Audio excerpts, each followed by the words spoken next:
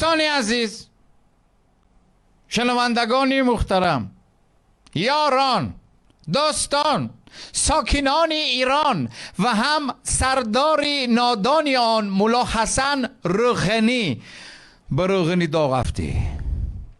در هفته گذشته در صدای الجزیره افتوسمانی پلقسو بد نمای شما را دیده خیلی خرسند شدیم که بعد از چندین سال در زبان مادری خود در صدای به تلویزیون اسرائیلی به زبان فارسی نمایی شنیدیم.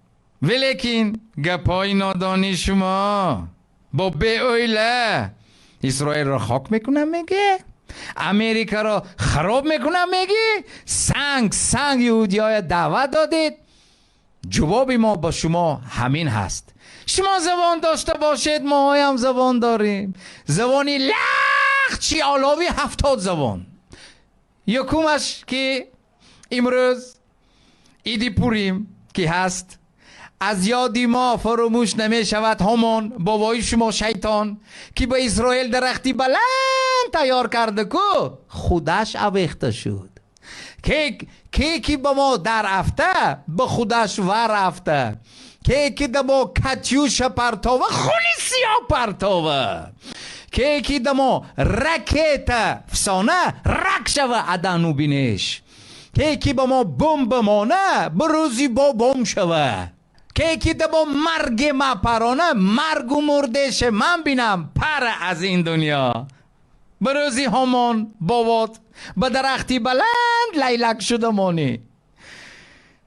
حسن روحانی بروزی سلیمانی شوه، علی خمینه‌ای دیگی خمین به سر چپ شوه، اسد بروزی اسد و جینجک شوه سخت درگیره و نصرالله تو علی درایو یکی فرو روه نصرالله شده ماند. اکنون شما عزیز ایرانی شنیدید که ماها هم زبان داریم، ماها سهل و خدا داریم، هیچ غم نداریم.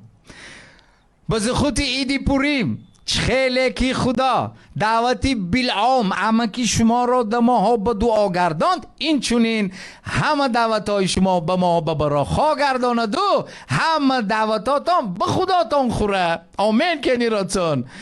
ما بین خلق یهودی و خلق فارسی تینجی و شلومی شود، چون وقتای شاباری رفت و بیا زیاد شود. اگر فارسی بلیت خریده تا اسرائیل پر